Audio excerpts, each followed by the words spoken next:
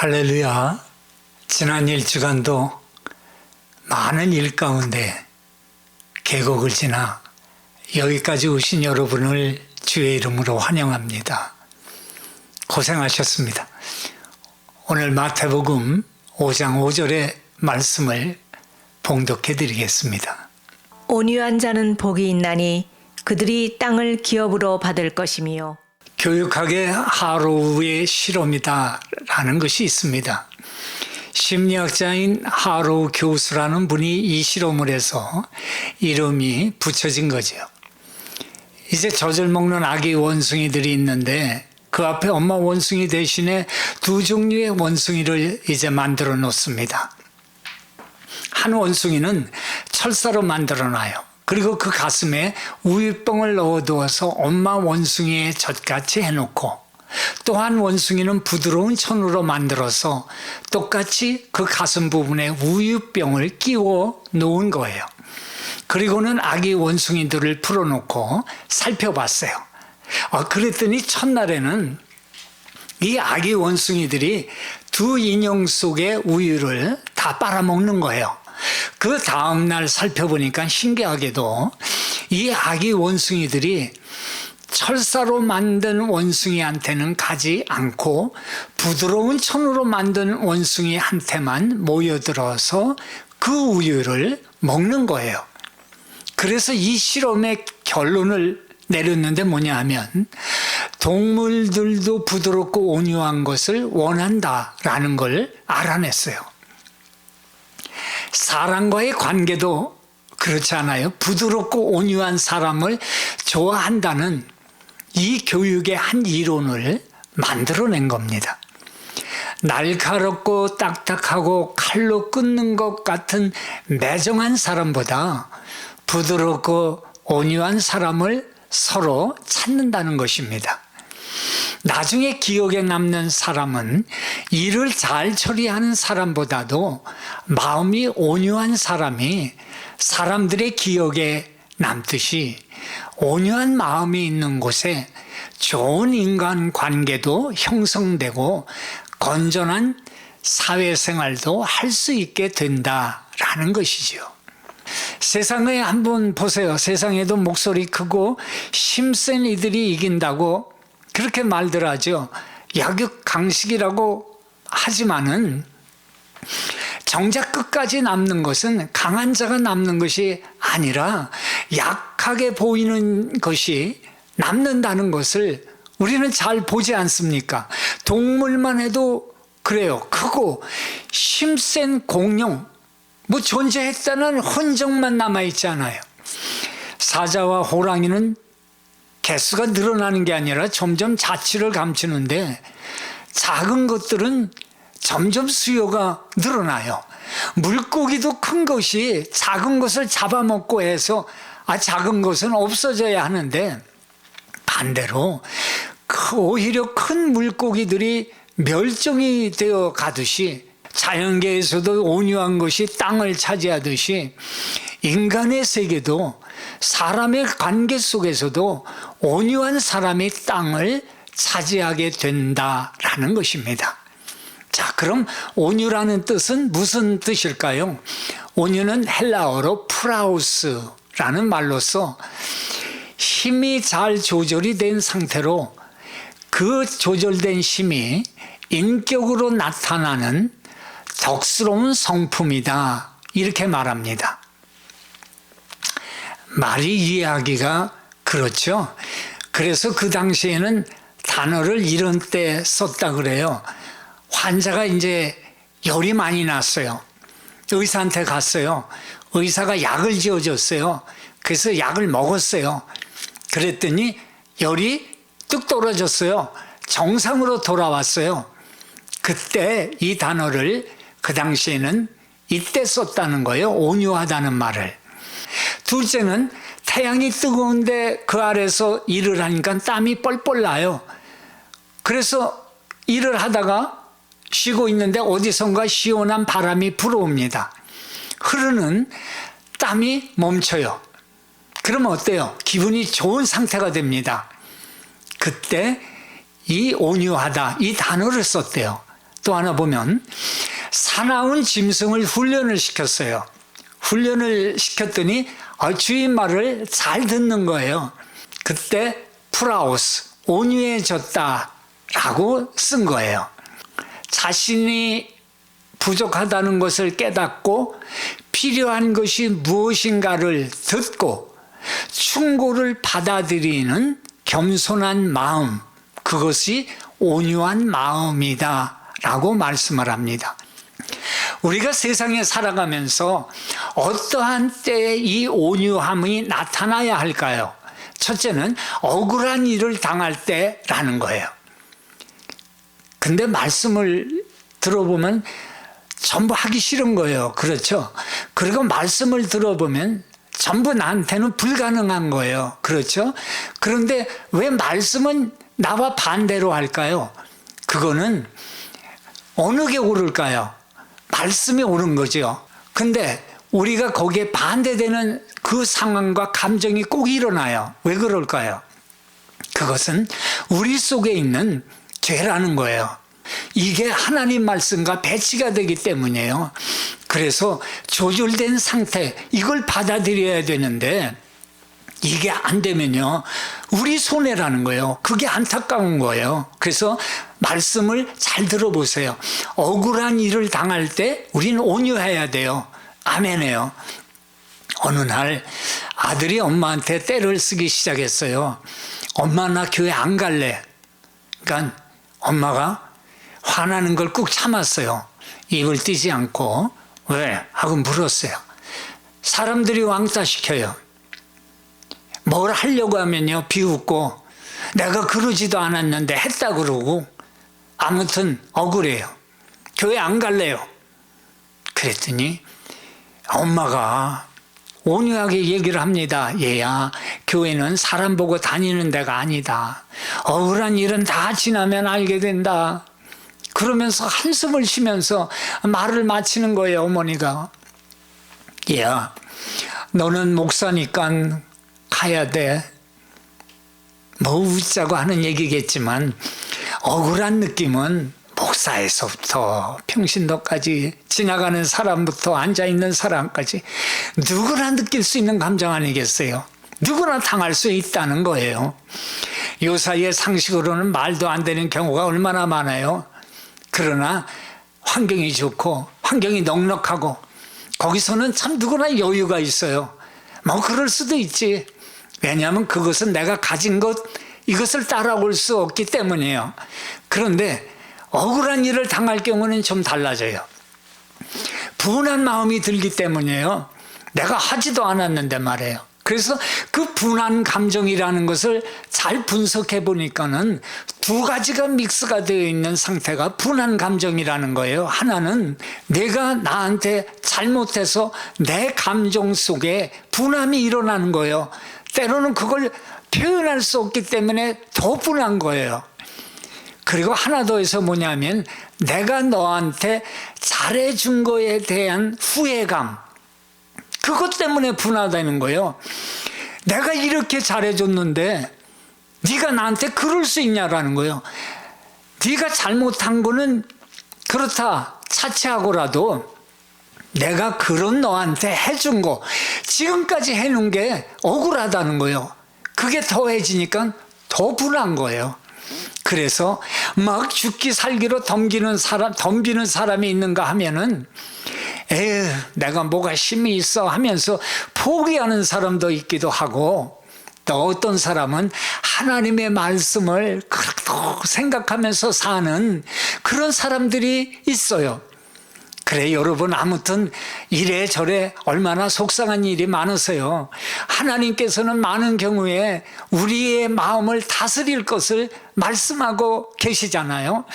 그래도 우리 그리스도인들이잖아요. 그렇지 않으면 우리의 일을 그르치기 때문에 하나님은 지속적으로 우리에게 말씀을 들려주시는 거예요. 시편 37편 1절에 보면은 행악자를 인하여 불평하지 말아라 그래요. 불의를 행하는 자를 보고서 투기하지 말아라 그렇게 말씀해요. 왜? 우리에게 손해가 되기 때문에요. 하나님은 누굴 사랑하실까요? 하나님은 우리를 사랑하세요. 그래서 말씀을 지금도 오늘도 우리에게 던져주시는 거예요. 던져주는 표현이 우습지만은 하나님이 우리에게 말씀을 펼쳐주시는 거예요. 아브라함을 보세요. 여러분 잘 아시잖아요. 그가 하나님 말씀 안 듣고 조카 데리고 온 그 사건 말이에요. 그래도 이민 생활을 하는데 이런저런 일을 겪으면서 아브라함도 부를 쌓게 되었지요. 그의 조카도 아저씨 덕분에 부자가 돼요. 중동 지방에는 물이 귀했고 목초지가 귀했지요. 뭐 지금도 마찬가지예요. 점점 기르는 가축들이 늘어났어요. 이제는 서로가 불편해졌어요. 종들이. 왜냐하면 그것이 리밋하기 때문에요. 물도 적고 목초지도 적었기 때문에. 아저씨는 아브라함 귀에 소리가 들려와요. 조카 롯의 목자와 우리 목자가 싸웠대. 이런 소리가 들려오는 거예요. 그러니 아저씨가 이래서는 안 되겠다 싶었어요. 그래서 조카 롯을 불렀어요. 그리고는 아저씨가 말씀을 해요. 저기 넓은 땅을 보아라. 네가 먼저 택하라. 내가 왼쪽 택하면 내가 오른쪽, 내가 오른쪽 하면 내가 왼쪽. 말씀하는 거예요. 롯은 깜짝 놀랐겠죠. 왜냐하면 갑은 아저씨였어요. 선택권도 아저씨가 먼저 있었어요. 그런데 아브라함을 보세요. 조카 롯에게, 을에게 먼저 선택권을 준 거예요. 거기에 대해서 무엇이라고 말도 하지 않아요. 조건을 달지도 않았어요. 앞으로 잘 되면 뭐 가져오라든지 뭐 이렇게 몇 대 몇으로 나누자든지 아무런 조건을 달지 않아요. 왜냐하면 그건 이 다툼의 본질을 알았기 때문이라는 거예요. 다툼의 본질이 무엇입니까? 그것은 부족함이라는 거예요. 그걸 알았기 때문이라는 거예요. 그러면 부족하지 않은 곳을 찾으면 되는 거예요. 그게 바로 부족함을 해결할 수 있는 비결이라는 거예요. 그런데 보통 사람들이 여기서 무엇 때문에 온유함을 나타내지 못할까요?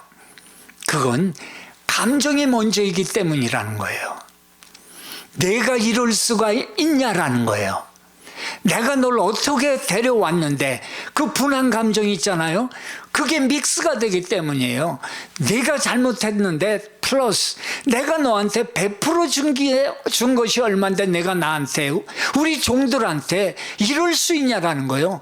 여기서 사건의 본질보다 해결책보다 감정이 먼저 앞서는 거예요. 그래서 온유함을 나타내지 못하는 거예요. 절대 감정이 앞서면요, 절대 온유하지 못합니다. 내가 종들을 어떻게 가르쳤길래 배은망덕하게 이렇게 떠들 수가 있느냐, 이러지 않았어요. 내가 베풀었는데 돌려받음이 없다는 것에 대해서 분노하지 않아요. 네 가지, 싸가지 없다고 말하지 않아요. 그러면 만약 그렇다면은 그것은 베푼 것은 선한 일은 결국 돌려받기 위한 것이었다는 것밖에 안 된다는 거예요. 자, 그러면 우리가 우리에게 질문해요. 나의 분한 감정이 어딨냐라는 거예요. 내가 억울한 일을 당했을 때, 그것도 가장 가까운 사람, 주로 그런 사람들한테 당하지 않아요? 내 분한 감정, 그게 어디서부터냐라는 거예요. 내가 베풀어 준 거, 선하게 해준 거, 네가 그럴 수 있냐? 만약 거기서 시작됐다면요, 나의 선하게 행한, 그에게 베풀어 준 그 본질이 어쩌면 잘못되었을 수 있었다라는 거예요. 왜? 돌려받기 위한 것인지도 모른다는 거예요. 그래서 사건이 그래서 일어난지 몰라요. 내가 진정 그를 위해서 베풀었다면, 그 사람이 행복한 그것을 보면서 나도 기뻐했다면 그것으로 끝나는 것이 나의 베품의 종말 아닙니까? 그런데 내가 돌려받기 위해서 나도 모르게 그런 마음이 있었다면 나의 속에는 분함과 원망과 억울함, 그래서 온유하지 못하는 내 감정이 나도 모르게 드러날 수밖에 없었다라는 거예요. 그래서 아브라함의 온유함이 여기에 있었다는 거예요. 먼저 가질 수 있는 기득권 포기했다는 거예요. 관계를 중요하게 여겨요. 그리고 문제를 해결합니다. 그런 아브라함은 성경은 온유하다고 말하는 거예요. 자, 여러분, 이제 마음이 조금 안정이 되셨어요? 아마 오늘도 여러분 가슴속에 억울한 감정을 가지고 말씀을 들으시는 분들도 계실 거예요. 그런데 말씀 잘 들으세요. 시편 37편 11절에 오직 온유한 자는 땅을 차지하며 풍부한 화평으로 즐기리로다, 이렇게 말씀하고 계시잖아요. 데이브 제로마이어라는 분이 당신 삶의 거인들을 잡아라라는 그 책을 쓰셨어요. 그 내용 중에 이런 글이 있어요. 그날도 참 아침부터 참 바쁜 하루였는데 길을 가다가 점심을 먹어야 했기 때문에 둘러보니 길가에 그 패스트푸드 식당이 눈에 띄었다는 겁니다. 그래서 이 드라이브 트루로 가기 위해서 그 줄에 들어섰어요. 근데 이분이 배고프고 일을 많이 해서 그런지 정신이 없어서 그래서인지 그만 다른 방향에서 들어오는 그 여자가 운전하는 그 차를 보질 못하고 앞차 따라서 자기가 그냥 가버린 거예요.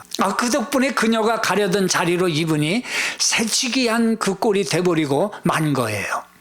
그녀는 차를 빵빵빵빵 눌러댑니다. 그리고 손을 올려대면서 가운데 손가락 동원해가면서 오랫동안 이분에게 차 들어보지 못한 F자 욕설까지도 정말 오랜만에 포부되면서 뒤에 멀티미디어 공연을 하고 있었다는 거예요. 아무리 좋게 말해도 자기가 생각해봐도 그것은 여태까지 보았던 섬세한 분노 폭발 중에 하나였었다는 거예요. 그래서 이 사람이 두려운 마음이 들기도 하고 해서 손을 뻗어서 차 문이 잠겼나 다시 한번 확인을 했어요. 그때 이런 생각이 들더래요.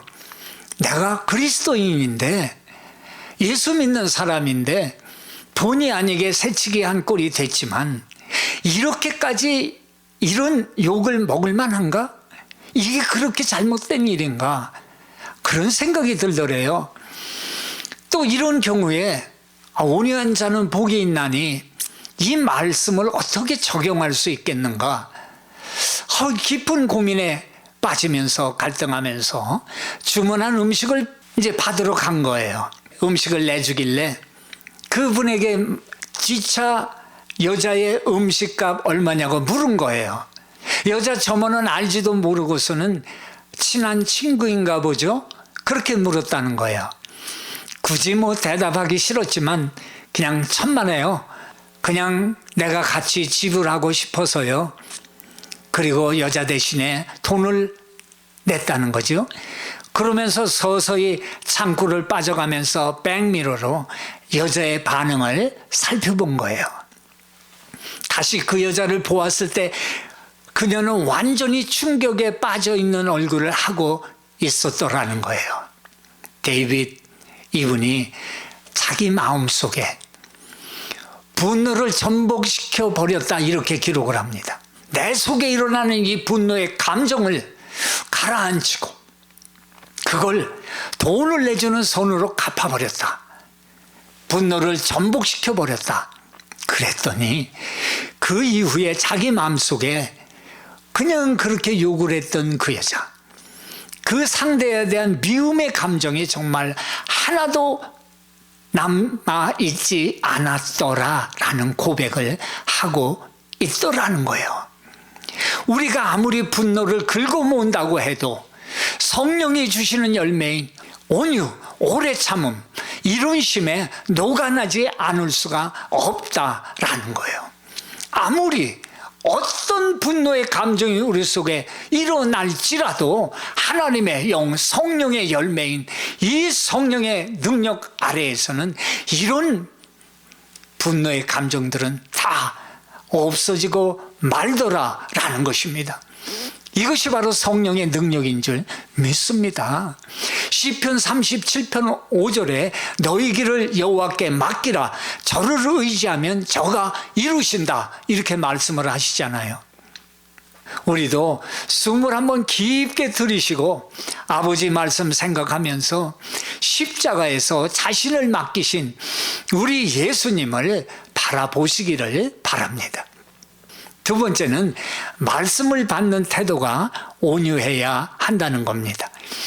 야고보서 1장 19절에 보면 내 사랑하는 형제들아 너희가 알거니와 사람마다 듣기는 속히 하고 말하기는 더디하며 성내기도 더디하라.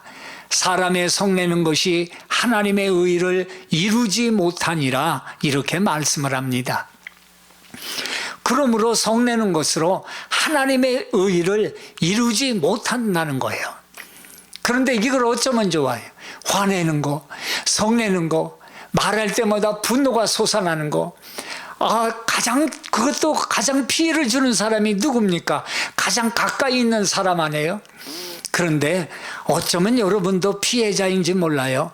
그동안 쌓였던, 들었던 그 모든 것, 내 마음속에 있는 그 해결하지 못하는 그 갈등들. 여러분, 그것이 어쩌면 우리 속에서 나오는 분노와 성냄의 감정으로 가장 가까운 사람에게 피해자를 만들어버린지 모른다는 거예요. 그러나 그것으로 우리는 치유받을 수 없다는 거예요. 그리고 그 상대방에 대해서 그 피해를 우리가 어떻게 치유할 수 또한 없다라는 거예요. 성경은 말씀해요. 더러운 것과 넘치는 악을 내어버리고 능히 너희 영혼을 구원할 바 마음에 심긴 돌을 온유함으로 받으라 말씀해요. 하나님의 말씀을 받으라는 거예요. 그리고 온유함으로 받으라 이렇게 말씀해 주는 거야. 자기 자신의 지기가 말씀을 들을 때에 방해가 된다면 그건 말씀을 자기 지기 위에 올려놓아야 된다라는 거예요. 아니 화가 났는데 어떻게 말씀을 들어요? 화가 났는데 어떻게 내가 이 하나님의 말씀을 들을 수 있는 마음이 아니에요. 이렇게 말씀하실지 몰라요. 그런데 오늘 들려주신 하나님의 말씀을 분명히 기억하세요. 하나님의 말씀은 나의 모든 감정보다 위에 계신다는 사실이에요. 그리고 하나님의 말씀은 그 말씀 자체가 능력이 있기 때문에 말씀을 온유함으로 받고 내가 그 말씀에 적용이 되고 정상화될 수 있는 능력은 하나님의 말씀으로 되어진다는 사실이라는 거예요. 그걸 우선순위에 두라는 거예요. 내 감정, 그걸 어떻게 믿어요? 여러분, 그 분노의 감정도요, 그 사람이 와서 잠시 1분만 나에게 좋게 해주면요, 분노의 감정은 사라지게 됩니다. 그런 나를 어떻게 믿어요? 그러니 불변하는 하나님의 말씀을 온유함으로 받는다는 것, 그것이 우리의 삶의 참 진리가 되고 우리의 삶을 주님의 말씀 안에 굴복시키는 능력의 삶이 된다라는 걸 믿으시길 바라요. 말씀 들을 때 재물이 말씀을 맡고 있다면 말씀에 순종해서 재물을 다루어야 한다는 거예요. 그래야 우리가 재물로부터 자유로워질 수가 있다는 거예요. 하나님의 말씀을 온유로 받을 때 은혜 받을 수 있고 하나님의 말씀을 온유로 받을 때 우리가 자유롭게 살 수가 있음을 분명히 말씀해 주는 거예요. 항상 하나님과 나와의 관계를 모든 면에서 받아들이는 거예요. 그게 말씀이 주시는 능력이에요. 왜? 하나님은 우리의 모든 걸 아시기 때문이에요. 내가 지금 처해 있는 환경이 육신의 질병이 될 수도 있어요. 물질적인 어려움이 있을 수도 있어요. 사람과의 관계가 될 수도 있어요.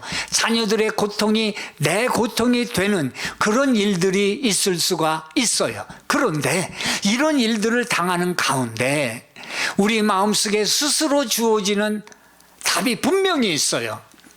이런 일들을 겪으면서 말해요. 그건 내가 하나님을 가까이 하지 않았더니 라는 생각이 드는 적이 분명히 있어요. 모든 사건 가운데 그런 마음이 들지는 않아요. 그런데 하나님의 말씀, 하나님을 가까이 하지 않고 멀리 했더니 그런 마음이 드는 사건이 있다니까요. 그런 말씀이 생각이 들게 되면은 하나님을 가까이 하면 되는 거예요. 우리는 하나님 앞에서조차 우리의 자존심을 얼마나 세우는지 몰라요. 안 그러는 것 같은데 그러더라고요. 그리고 안 그런 척하고 대화하잖아요. 대놓고 대들기는 무섭고 더 크게 혼날까 봐. 그러면서 다른 데 쳐다보면서 믿음 없는 대화를 연명해 나가고 있잖아요. 듣기 싫다고요? 아니요, 들어보세요. 그래야 우리가 자유로워질 수가 있어요. 언제나 이렇게 우리가 묶여서 감정 속에, 억울함 속에, 분노 속에 이렇게 살 수는 없잖아요. 이런 삶을 여기까지 지금까지 살아왔잖아요. 여기서 벗어나야 되잖아요. 왜 좋은 길이 있는데, 말씀이 있고 성령이 계시고 하나님이 계신데, 그리고 믿는 우리 아니에요. 그리스도인이 아니에요. 자유로워질 수 있는 길이 있는데 지금껏 그렇게 살아왔는데 더 그렇게 살 수는 없잖아요. 자유로워져야 되잖아요. 여러분 그렇게 살고 싶지 않으세요? 그렇게 사세요. 기도합니다. 다윗을 보면 어떻게 온유하게 말씀을 받았는가를 잘 보여줍니다. 충신 우리아를 전쟁에서 죽게 했잖아요. 거기다 그의 아내를 취한 범죄에 대해서 나단 선지자로부터 책망을 듣게 되지요. 그때 뭐라고 그래요? 내가 여호와께 범죄하였노라 회개했습니다. 사무엘하 12장 13절의 말씀이에요. 이게 온유한 마음으로 말씀을 받는 거예요. 그런 마음 들었을 때, 말씀을 들었을 때 즉각 돌아온 거예요. 그랬더니 하나님의 응답이 즉각 임하는 거예요. 누구에게? 하나님의 말씀을 듣고 온유한 마음으로 받고 하나님 앞에 돌아온 사람에게 뭐가 왔어요? 응답이 어떻게 왔어요? 즉각 왔다는 거예요. 즉시라는 거예요. 즉시라는 것은 하나님께서 기다렸다는 거예요. 하나님께서 즉시 응답을 주신 건 하나님이 그렇게 하기를 기다렸다는 거예요. 어떻게? 돌아오기를, 돌아서기를 기다렸다는 거예요. 나단이 다윗에게 말하되 여호와께서도 당신의 죄를 사하셨나니 당신이 죽지 아니하려니와 이렇게 대답이 왔어요. 즉각적인 응답이라는 거예요. 그런데 우리를 더 당황하게 만드는 일이 있어요. 우리가 잘 믿는데 어려운 일을 당했을 때 그때는 어떡하겠냐라는 거예요. 그럼에도 불구하고 모든 것이 주께로부터 왔다라는 이 사실을 믿고 하나님을 끝까지 신뢰하라라는 말씀이에요. 그것은 어떤 상황에서도라는 거예요. 내가 받아들일 수 있는 상황, 그것만이 아니라는 거예요. 내가 받아들일 수 없는 상황, 그것도라는 거예요. 여러분 인생 살면서 얼마나 그런 일들이 많으셨어요. 직장에서, 상사로부터, 동료로부터, 학교에서, 교회에서, 가정에서 얼마나 세상에 그런 일이 많은지 몰라요. 정말 우리가 살아있다는 게 정말 어떻게 보면 신기할 정도라는 거예요. 그런데 주님은 말씀하세요. 그 하나님의 말씀을 온유함으로 받는 상태는 내가 이해되는 상태뿐만이 아니라는 거예요. 내가 전혀 이해할 수 없는 상태에서도 하나님의 말씀을 온유함으로 받으라는 거예요. 왜?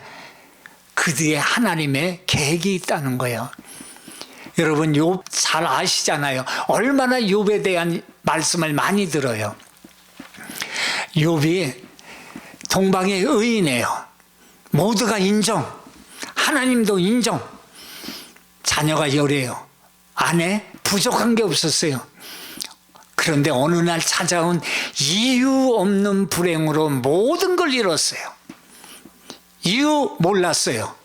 이해 안 됐어요. 상황 알지도 못했어요. 잘못 생각해 봤어요. 없었어요. 기억 안 나요. 자식을 위해서도 행여 풍족한 가운데 얘네들이 범죄했을까 봐 요새 말로 밤새워 중보기도 했어요. 하나님 앞에 철저하게 자기를 돌아보는 신앙의 생활을 했던 거예요. 알 수 없는 불행이 와서는 하루아침에 재산 다 날라갔어요. 가축 다 뺏겼어요. 자녀 다 잃었어요. 그렇게 변치 말자고 댕기트로 맹세한 부인까지도 저주하고 도망가 버렸어요. 거기다 건강까지 잃었어요.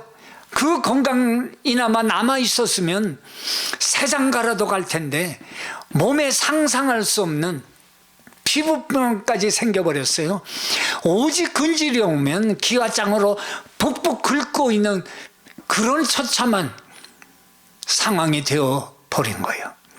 상상하기도 싫은 일이 눈앞에 코앞에 며칠 사이로 벌어진 거예요. 나중에 고통 중에 잠깐 방황하기도 했었지만은 욥기 1장 21절에 욥은 고백을 합니다. 내가 모태에서 알몸으로 나와 싸운즉 또한 알몸이 그리로 돌아가올지라 주시니도 여호와시요 거두시니도 여호와시오니 여호와의 이름이 찬송을 받을지니이다. 이렇게 고백해요.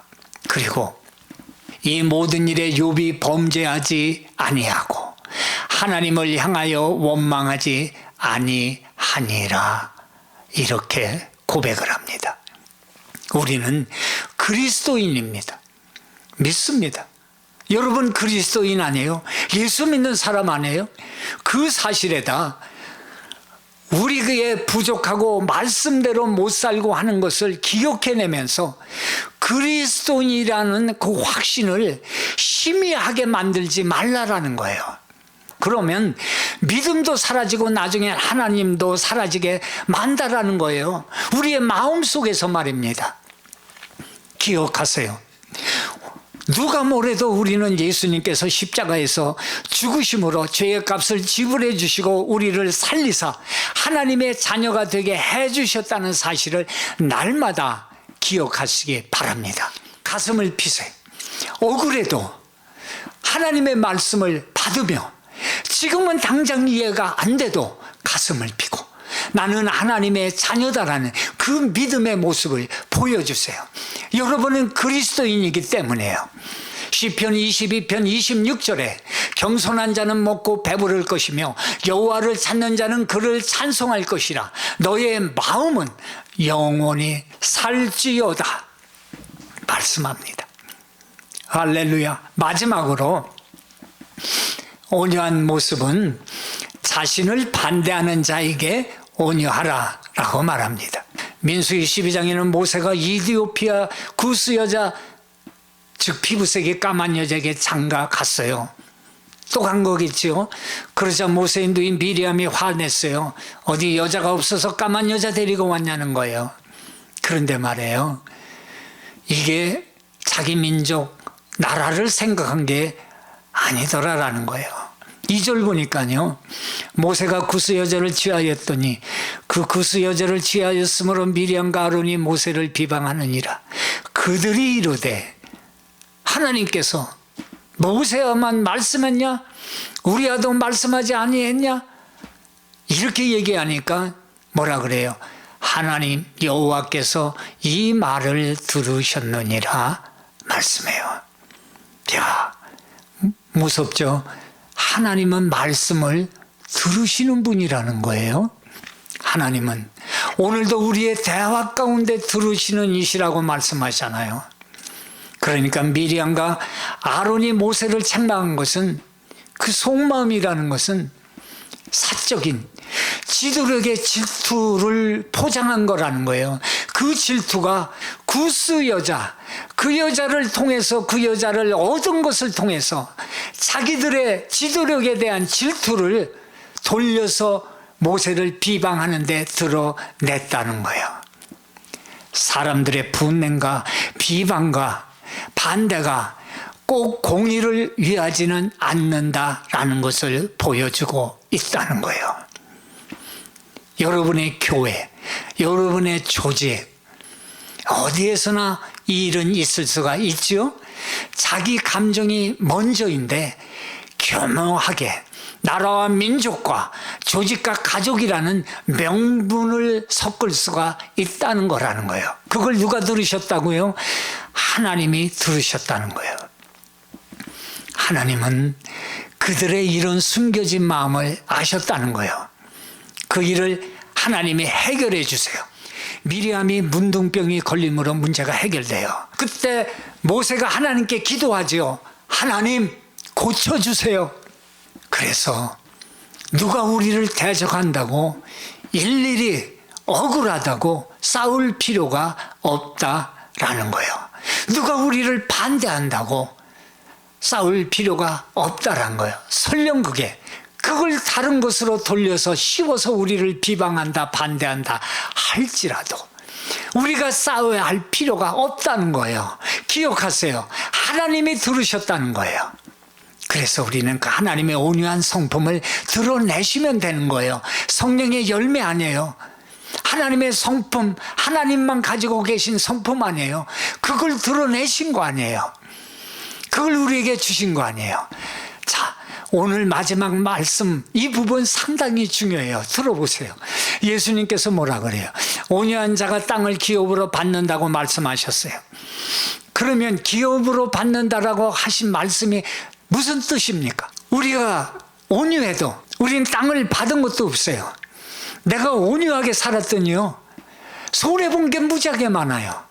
시간, 우리의 돈, 나의 스트레스 받은 거, 얼마나 우리가 손해보는 게 얼마나 많아요. 땅이요, 땅커녕 하나 선물 받은 거 없어요. 참았다고 말해요. 그런데 성경은 분명히 말씀하고 있는 거 아니에요. 여기서 우리의 마음과 나의 상식과 하나님의 말씀이 부딪히는 거예요. 그런데 분명한 건요, 우리는 눈에 보이는 것만을 상품으로, 상급으로 쫓는다는 사실이에요.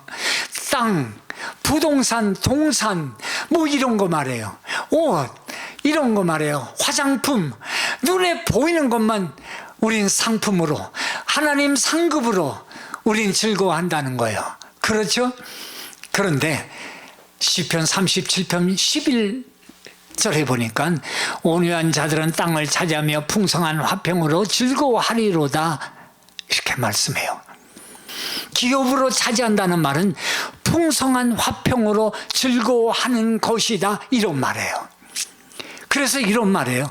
나는 너에게 마음의 화평을 소유할 권리를 준다라는 거예요.